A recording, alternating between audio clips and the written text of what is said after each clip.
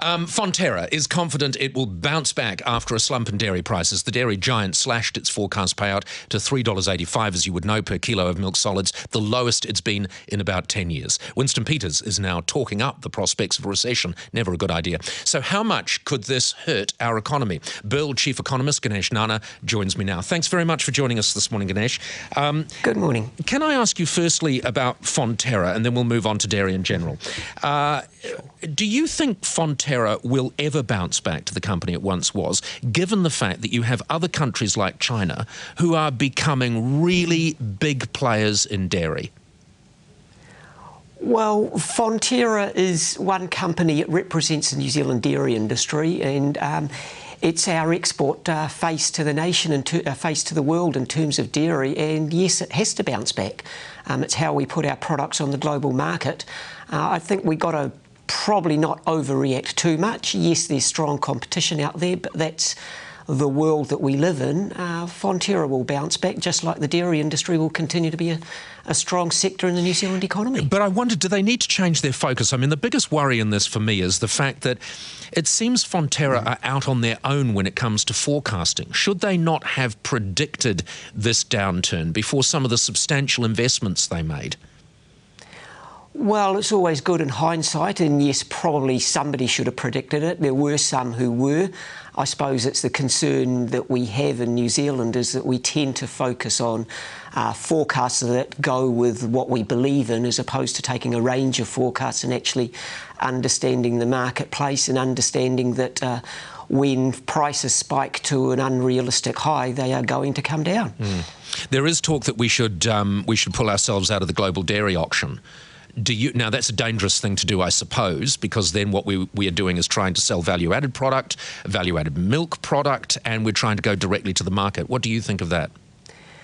Well, that's obviously a strategic question that Fonterra is probably better placed to answer than I am, but there is always a problem about focusing on short-term market solutions when actually what we need is to build a relationship and a customer base so that we have long-term sales that will keep us going over these short-term fluctuations. Is this a short-term fluctuation? Again, I come back to the fact that China is now going to become a major player in dairy, is becoming a major player in dairy. Fonterra are predicting that this will be 6 to 12 months. Others are predicting it will be a great deal longer than that. Well, I think it'll be longer than 6 to 12 months. It all depends. I don't want to be cute about it, but it does depend on what you mean by short term. As I said, the dairy industry in New Zealand is going to remain a significant and strong part of the New Zealand economy. It's going to be here for 5, 10, 15, 20 years, and if not longer, hopefully. So when you're talking about the short term, we've got to understand that this is a short-term blip. Yes, it might be more than 6 to 12 months, but that's still short-term in the total scheme of things. The world will continue to want dairy products. The world will continue to want New Zealand dairy products. They are competitive out there. Are we sensible enough to realise that that's the long-term picture in front of us?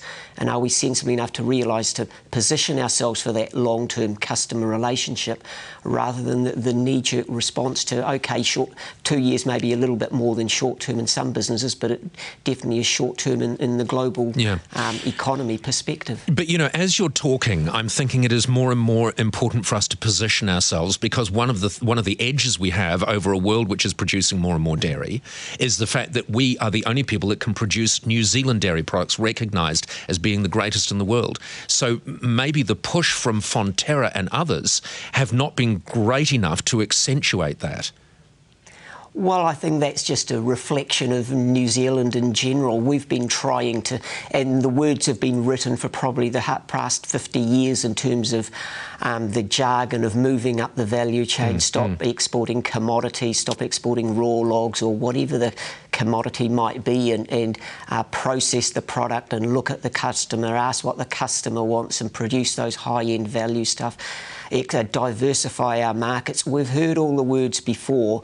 Unfortunately, we in New Zealand, and this is not casting criticism at any particular official or government or industry, but we do have a short-term focus. We do go for the short-term quick bucks, and when that short term finishes, we sort of are a little bit perplexed about why we're not positioned for the long haul. Yeah, it's like the short term money we made selling kiwi fruit plants overseas, isn't it? That was always going to bite us in the bottom. Yeah, that's a good example. Yes. All right, Winston Peters. It's never a good idea to talk an economy down, and I would have to say it seems that that's what Winston Peters is doing. He's saying, "See, I told you so," and it's going to get a lot worse yet. Is Winston right? Are we heading for a recession? Well, again, don't want to be cute about it. How do you define a recession? A recession is 6 months. We're definitely heading for a slowdown in the economy, a slowdown in growth. Whether that turns negative or not, to be honest, is purely academic. It's going to be bad. Let's not gloss over that. But the critical thing is that we don't talk ourselves into a downer. We understand that there are positives, and we understand that we finally one day do have to set ourselves up for the longer term. We have got a declining exchange rate, which is good for the New Zealand economy. It's good for the export sector, okay, outside dairy, but we've got meat going well, we've got kiwi fruit recovering, we've got our second biggest export earner, which is tourism, going to benefit considerably from a sensible exchange rate. There are upsides, but don't want to gloss over it. Yes, it's going to be bad. Yeah, and it's going to particularly hurt the regions too, so we have to keep an eye on them. Ganesh, thank you very much for joining us. Ganesh Nana, Chief Economist.